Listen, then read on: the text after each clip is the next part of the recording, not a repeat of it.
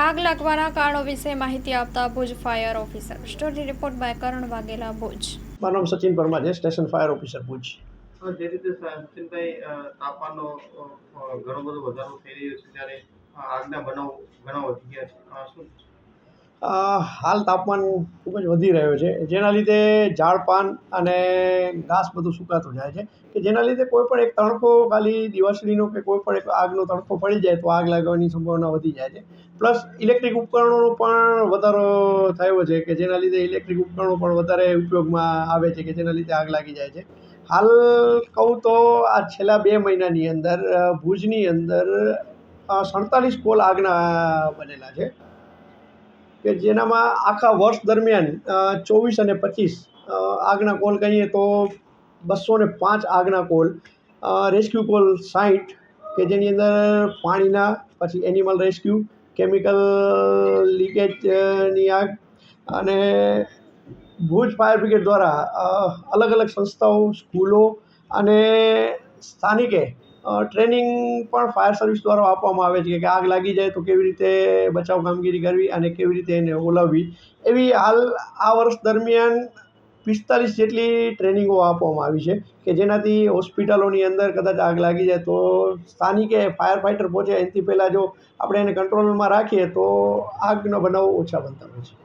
દિવસે દિવસે આગના બનાવ વધી રહ્યા છે, તો એના માટે લોકોને શું સંસ્કાર આપવી જોઈએ?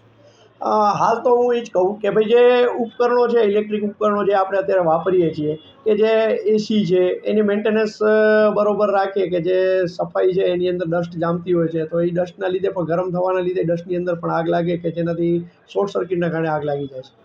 હા, આનામાં જે આગના આટલા બધા કેસો આવતા હોય છે તો આપણી ફાયરની ગાડીઓ અથવા તો આપણા જે ફાયરના સ્ટાફો હાલ ફાયરનો સ્ટાફ આપણા પાસે 39 જણાનો ફાયરનો સ્ટાફ છે, કે જે લોકોને કીધેલું જ છે કે ભાઈ ઇમરજન્સીની અંદર કોઈ પણ જાતનો હોય, એક શિફ્ટની અંદર ઓછામાં ઓછા 8 થી 9 માણસો તો હોય જ છે. પ્લસ બધાને કીધું જ છે કે ભાઈ એક્ટિવ રહેવાનો છે, કે આગના બનાવો અત્યારે ખૂબ વધી રહ્યા છે. લોકોને શું કહેશો કે આગના બનાવો? આગના બનાવો તો હું તો એમ જ કહું કે ભાઈ કોઈ પણ જગ્યાએ આપણે જતા હોઈએ અથવા કોઈ પણ જગ્યાએ નાનકડી આગ હોય તો એને આપણા ઘરની આજુબાજુ પણ નાનકડી આગ લાગેલી હોય તો એને તરત જ બુઝાવી નાખી, જેથી મોટું સ્વરૂપ ધારણ ન કરે. સચિનભાઈ, આગના તો બનાવ ઘણા છે, તો આપણે ફાયર બ્રિગેડની ગાડીઓ કેટલી છે અને આપણો સ્ટાફ કઈ રીતે સક્ષમ છે?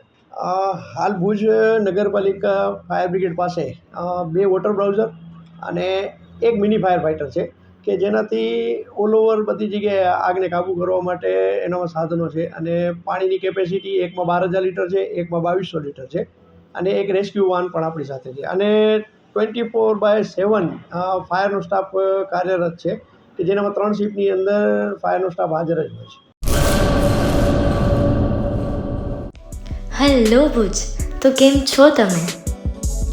આજે હું તમને એવા શોરૂમની વિઝિટ કરાવું છું જે છેલ્લા 10 વર્ષથી કચ્છની જનતાના પ્રેમ અને વિશ્વાસથી મહેકતું લુગડા બજાર ફેમિલી શોરૂમ. આ શોરૂમમાં સ્ટાર્ટિંગ પ્રાઇસ 399થી છે, જેમાં kids wear, girls wear, boys wear અને જેન્ટ્સ વેર અને લેડીઝ વેરમાં પણ ન્યૂ વેરાયટીવાળું કલેક્શન પણ જોવા મળી રહેશે. અને જેન્ટ્સ માટે વેડિંગ કલેક્શન અને કુર્તા કલેક્શન પણ બહુ જ સારું છે.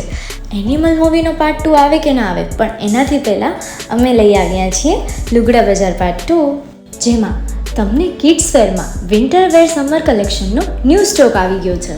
લેડીઝ વેરમાં પણ ન્યૂ ડિઝાઇનમાં kurti, top and coat set best price थी स्टार्ट थाय छे. तो जेंट्स वेर में भी मिल जाएगा बॉस.